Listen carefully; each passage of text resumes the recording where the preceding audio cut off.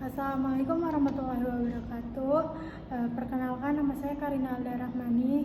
NPM saya 6021211003 dari kelas A, mata kuliah Psikologi Bisnis. Di sini saya akan menjelaskan kerangka kerja psikologi bisnis. Yang pertama itu ada strategi direction capital. Nah, strategi direction capital ini dibagi menjadi 4. Yang pertama itu ada filosofi. Jadi di sini filosofi itu yaitu dasar visi misi, inspirasi untuk berkegiatan. Dasar visi misi ini apa yang ingin kita tuju ke depannya. Selanjutnya inspirasi untuk kegiatan itu, kegiatan apa yang bakal kita lakuin untuk bisnis tersebut. Nah, yang kedua ada value itu bagaimana kita mencapai awareness dan pemahaman nilai organisasi tersebut atau di dalam bisnis tersebut. Selanjutnya ada visi dan misi. Visi itu yaitu gambaran atau arahan yang ingin dicapai di masa mendatang dan bersifat inovatif. Selanjutnya ada misi itu yaitu hal yang harus dilaksanakan untuk mencapai atau mewujudkan visi tadi atau visi tersebut. Selanjutnya ada bisnis objektif dan target. Di sini bisnis objektif dan target itu, objektif itu yaitu tujuan spesifik dalam suatu tindakan dan dibatasi jangka waktu tertentu.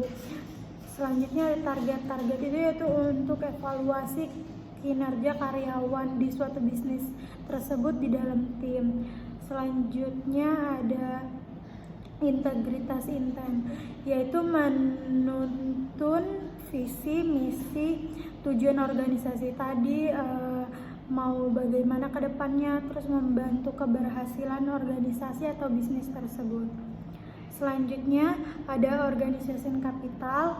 Di sini organization capital dibagi menjadi 4. Yang pertama itu leadership dan manajemen. Leadership dan manajemen itu yaitu gaya kepemimpinan seseorang. Nah, gaya kepemimpinan ini juga mempengaruhi suatu organisasi atau suatu bisnis tersebut. Contohnya kinerjanya bagaimana, pendapatannya bagaimana, efektivitas kerjanya bagaimana, dan komitmen seseorang dalam memimpin suatu organisasi atau bisnis tersebut. Selanjutnya kepemimpinan itu harus persuasif agar meyakinkan anggota atau tim yang lain bisa bergabung di dalam organisasi atau bisnis yang telah kita mulai. Selanjutnya ada organization culture. Di sini itu ada budaya organisasi mempengaruhi kinerja dalam proses perubahan organisasi atau bisnis tersebut. Contohnya itu budayanya menerapkan kedisiplinan, kejujuran, atau ketika ada yang melakukan kesalahan diberikan sanksi atau hal-hal yang lainnya. Contohnya juga agar menerapkan kedisiplinan itu misalnya setiap hari Jumat bagi yang muslim membaca yasin atau membaca ayat suci Al-Quran. Selanjutnya budaya organisasi ini juga diperlukan untuk mendukung knowledge management system. Budaya ini tidak hanya contoh-contoh yang saya sebutkan tadi, tapi berbagai pengetahuan lainnya. Selanjutnya ada organisasi desain dan teknologi manajemen. Nah, ini teknologi manajemen itu yaitu manajemen infrastruktur teknologi informasi, bisa membantu mencapai tujuan dari perusahaan tersebut. Manfaatnya itu adanya SDT yang tinggi. Selanjutnya mempengaruhi biaya, resiko keuangan, meningkatkan fleksibilitas bisnis tersebut, menghasilkan sistem dan aplikasi yang lebih baik. Selanjutnya ada knowledge dan informational management. Hal ini membantu meningkatkan kemampuan individu di dalam perusahaan tersebut. Yang pertama itu ada human capital. Selanjutnya itu ada human capital. Yang pertama ada individual competence, yaitu karakteristik dari individu tersebut. Contohnya seperti watak apa yang ia miliki, terus motivasi, bawaan diri dia sendiri seperti dia berperilaku jujur, disiplin, dan lain-lain. Selanjutnya ada pengetahuan terhadap apapun yang ia punya. Yang terakhir ada keterampilan atau skill, yaitu contohnya itu kalau keterampilan dia dalam public speaking dan lain-lain. Selanjutnya ada teamship competence, yaitu kemampuan tim, kontribusi sesama anggota, kepercayaan tim tersebut. Teamship itu dibagi menjadi 3. Yang pertama ada tujuan bersama.